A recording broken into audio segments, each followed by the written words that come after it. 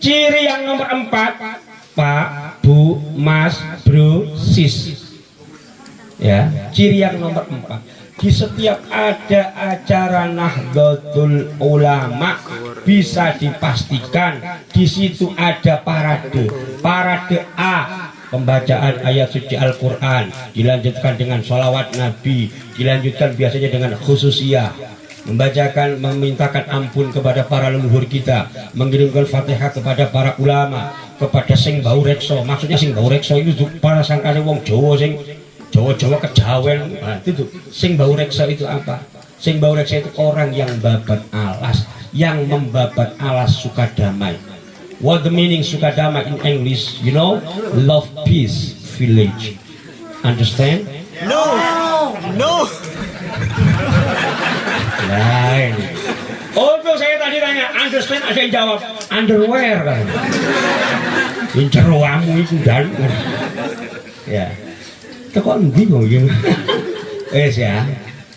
Jadi Fatihah kepada para ulama, kepada Rasulullah, kepada para sahabat, kepada para ahli bait, kepada para ulama pendiri Indonesia, kepada para ulama pendiri Nahdlatul Ulama, termasuk kepada para ulama muassis yang mendirikan desa ini babat alas. Makanya biasanya dalam tradisi ulama-ulama Jawa itu ada kalimat wa ila sahibi hadhil wilayah. Iku lek cara diterjemahno bahasa Jawa, kanggo ingkang bau reksa danyang ing dalem desa menika. Lek cara wong kejawen danyang iku diarani sing jin sing nguasai kaya niku. Aja nguyung ngadeg nang nisore wit gedang engko anu mabuh. Ya malah seneng wong pengin kuyung ngono kok lah. Ini yang ketawa orang Jawa berarti ini. Allahumma shalli ala sayyidina Muhammad. Dilanjutkan dengan ini yang paling penting. Yang paling penting ini belum bisa dijumpai di organisasi lain. Coba, itu tradisi pembacaan ada Al-Quran, ada sholawat Nabi, menunjukkan kecintaan terhadap sabda dan firman Allah, menunjukkan kecintaan terhadap, yang kedua, terhadap hadis sabdanya Rasulullah, yang ketiga, menunjukkan kecintaan kita terhadap para leluhur kita, bahwa kita orang yang masih hidup, peduli dengan orang yang masih hidup. Buktinya apa? Setelah tahlilan usai, setelah rotifan usai, pasti dikasih Makanya orang NU itu nggak ada yang namanya orang NU Ahlus Sunnah wal Jamaah yang kurang gizi, nggak ada Pak. Ini belum mesti belum pasti gemuk-gemuk kayak saya, kayak Mas Alfa ini. Kenapa? Setiap hari ada undangan Pak. Kadang-kala ada orang mati, wah lumayan nih nanti makan malam gratis nih. Coba, makanya orang NU Pak itu nggak ada yang kurang gizi buruk nggak ada. Karena kalau nggak ada selamatan, pasti ada tasyakuran. Kalau nggak ada dua-duanya ini, pasti ada kendurenan, peringatan orang meninggal, hol dan seterusnya. Oleh karena itu Bapak Ibu semuanya, karena orang NU bisa dijamin nggak ada yang kekurangan gizi, karena setiap malam itu makan-makan, tapi bisa dipastikan yang paling cepat kena diabetes itu orang NU. Ya, yang kena darah tinggi itu orang.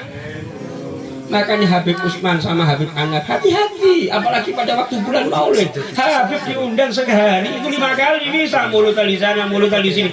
Itu di rumah kaji siapa? Kaji Busairi. Bib kepiting, kolesterol bos.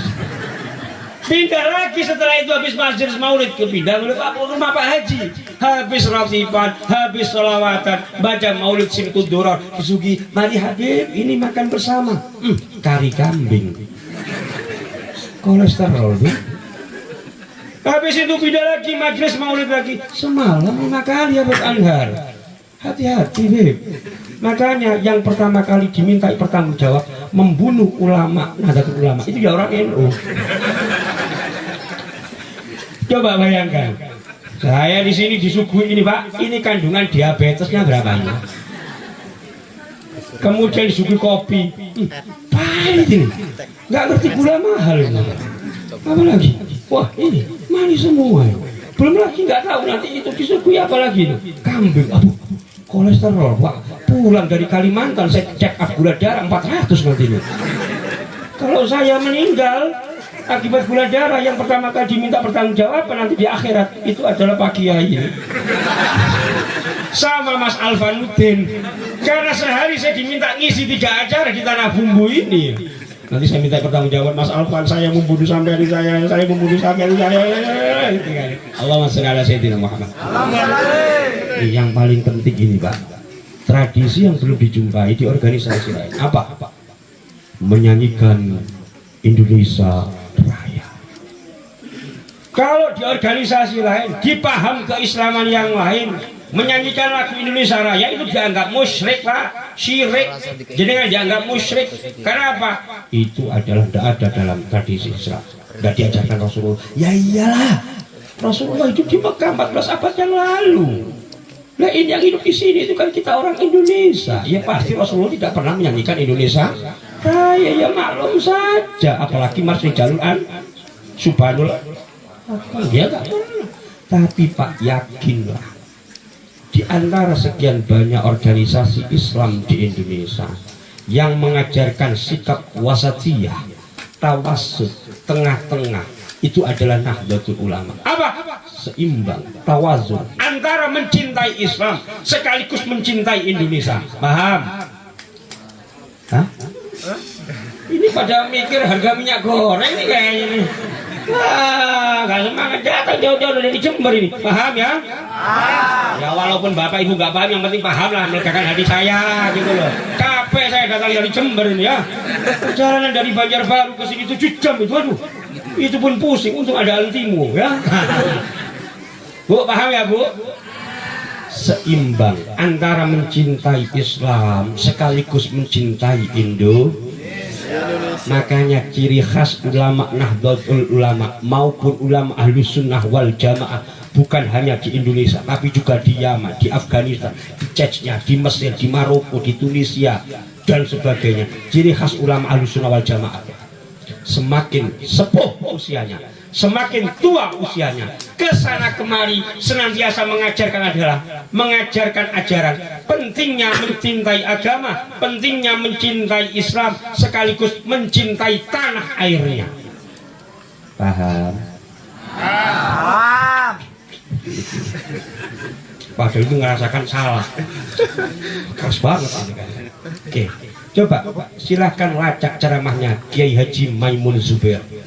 Silahkan lacak ceramahnya Maulana Habib Lutfi bin Ali bin Yahya. Silahkan lacak di YouTube, Bu, YouTube bukan Yusuf ya. YouTube bukan Yutun. Yutun itu tonggo menang Jawa kono itu. Yutun jadi Misnatun, Yutun, Batun. Oke.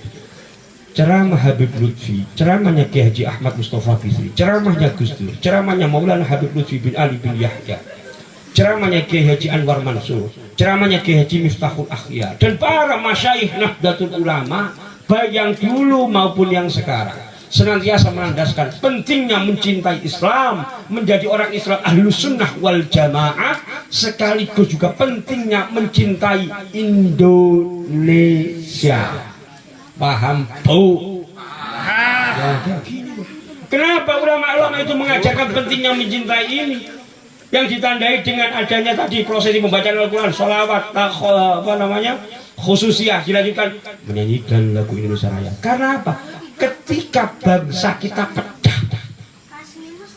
terpecah tidak lagi menjadi NKRI, menjadi negara-negara kecil, gara-gara semua unsur bangsa ini egois. Oh, saya umat Islam, saya yang berjuang di sini, maka seharusnya hukum Islam diterapkan di Indonesia ini. Undang-undang diganti undang-undang syariat Islam. Maka orang Kristen akan menjawab, ya, kalau kamu seperti itu, maka kami yang ada di Manado akan mendirikan negara Sulawesi Utara. Oh, gak bisa, kami yang ada di Bali akan mendirikan negara Hindu di Bali. Oleh karena itu, ketika sudah terpecah semacam itu, saya mau ceramah di Bali harus ngurusi visa, harus ngurusi paspor, belum lagi hidup di sogrok-sogrok. Capek saya. Mau ceramah di Manado, Habib Anhar dapat undangan di Manado. Mayoritas orang non Muslim di sana. Ketika Indonesia sudah pecah, maka harus ngurusi paspor, visa, izin dakwah dan seterusnya. Kacau lah kita. Coba Indonesia damai seperti ini, coba kita bandingkan dengan negara yang lain. Afghanistan. Ibu-ibu pagi-pagi itu mau berangkat ke pasar, cium tangan sama suami, ya mau belanja ke pasar. Andai kata ibu-ibu orang Afghanistan sana, tinggal di Kabul, negara Afghanistan yang porak-porak, berangkat mau belanja apa? Belanja beras. Ya bonus operasi nggak ada di Afghanistan ya. Kemudian enak mau pulang, nanti mau masakin ayah lah, ayah aku masakin nanti rendang yang enak. Bom meledos. Sayurnya numplek. Allah. Di Suriah juga sama. Di Maroko juga sama. Oh Maroko aman. Yang kacau itu Libya. Ya Allah. Makanya kita harus bersyukur tinggal di Indonesia. Majelis semacam ini tidak ada yang mempersulit. Bahkan di rumah-rumah khataman setiap hari dengan baca rotibul haddad, rotibul apa segala macam bebas. Mau mendirikan TPQ oke. Mau mendirikan pondok pesantren seperti Yai Mutahar didukung sama pemerintah. Kurang apa coba? Makanya ketika ada teman-teman kita dari sama muslim mengatakan mencintai tanah air Indonesia tidak ada dalilnya. Oh kata siapa bro? Dalil yang disebutkan di dalam surat Ar-Rahman. Apa? Fabi ayyi ala'i rabbikuma tukadziban. Dan nikmat dari Allah yang manakah yang kau dustakan? Enak kayak gini. Minyak sekarang harga berapa bu? Hah? Oleh pura-pura nggak tahu. Hah? Apa? Berapa? Minyak goreng bukan minyak telon. Woi. Ya. Allahumma sholli ala sayyidina Muhammad.